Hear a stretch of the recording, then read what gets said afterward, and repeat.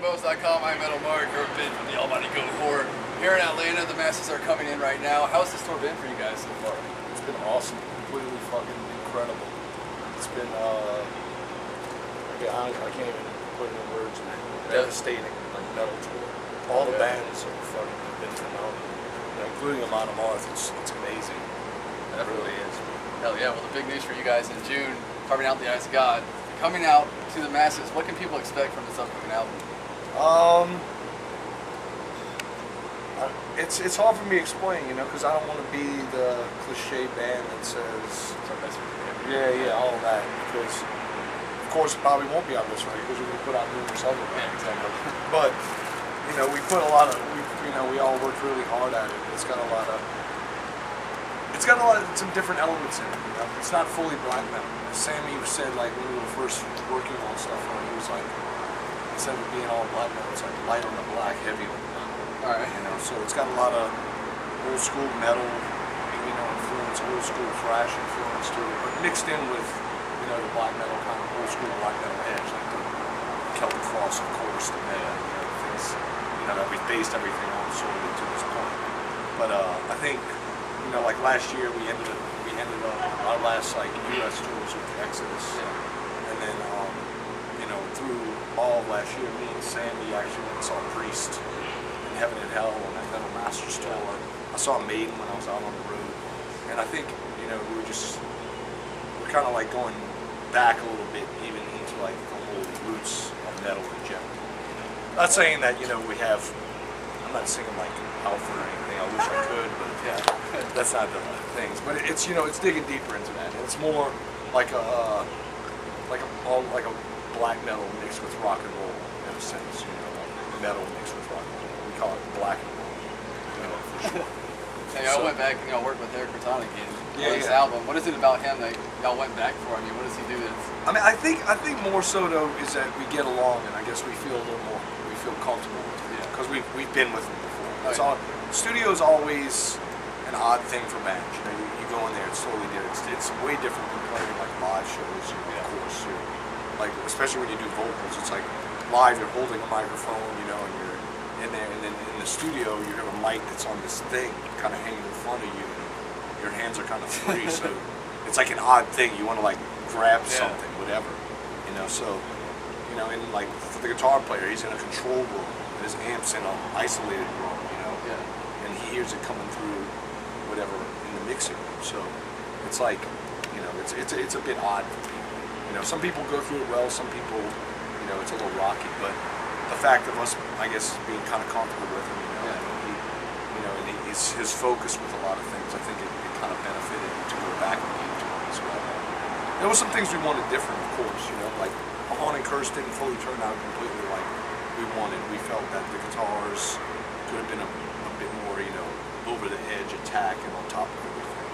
Because we're really not big fans of the, like, there's so many like metal records that come out where it's mostly drums and vocals, you know, that kind of overpower. It's like, the whole reason metal is what it is because of the fucking guitar work that like lays the foundation. And to kind of bury it underneath so much, you know, you lose the essence of it. So, you know, we were really on top of Eric this time to push the guitars like up, which they like sounds like chainsaws. They're fucking ripping. Man, I'm totally stoked about it. You know, I mean, it's funny because at points, you know, Eric would be like, "Oh, so you want the vocals?" I was like, "You want the vocals buried? You want this?" I said, "Dude, it's not gonna be buried. We're gonna make the guitars dominate, but we're gonna still be able to hear everything else as well." With the guitars, people are gonna say, "Wow, those guitars are fucking loud." But it's, you know, that's what we wanted, and that's how we wanted it to come across. But definitely, y'all one of the loudest live bands I've ever seen. One of the best live bands. Well, that's the thing too. It's like we wanted to kind of come closer to what we are as a live presentation as well, because we didn't feel like there's nothing bad. Like Ahon and Curse was really a great album as far as a step up from the last two records, you know.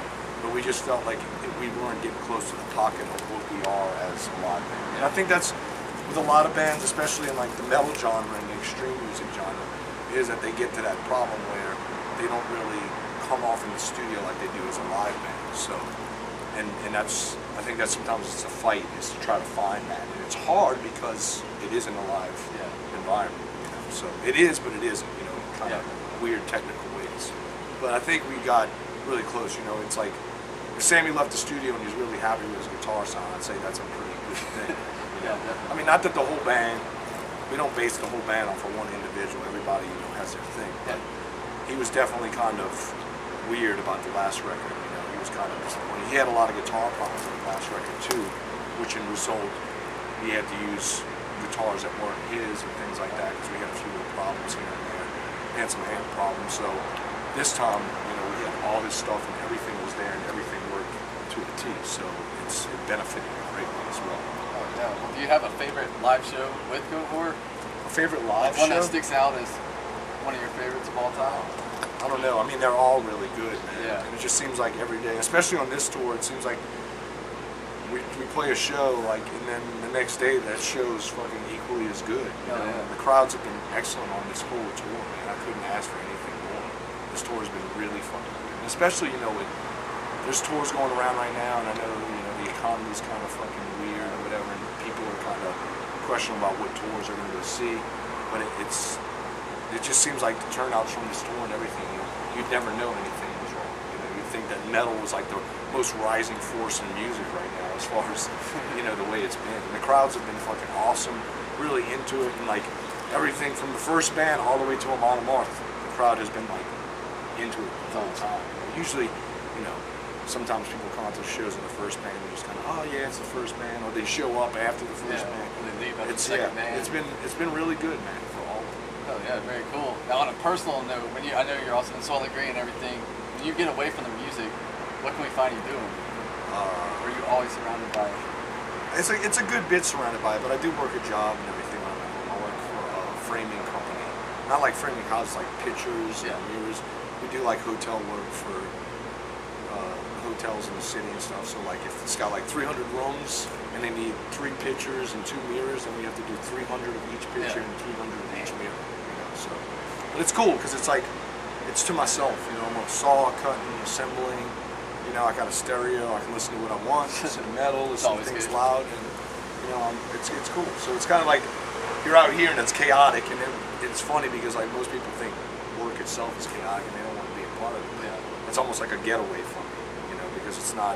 I don't work around a bunch of people. I'm kind of like in my own little area, so I can kind of do my own thing, and it kind of relieves me from everything else. That's fucking awesome, man. Now, any last words to the fans? Nothing, just, you know, the new record comes out June 23rd, Carving Out the Eyes of God on Metal Blade Records. Just give it a chance, check it out. You know? I know most people steal it off the internet because that's what everybody else does today. Cool thing to do. Yeah, but check it out. Come to a show, come have some fun, you know. The rest of the guys love to drink and fucking stay out late at night, so if you're into that and you don't have to get up early for work or school, cheers! Then fucking A. Hell yeah, well thank you very much, man. No problem, man. Thank you. I'm Metal Mark for SkullsandBones.com.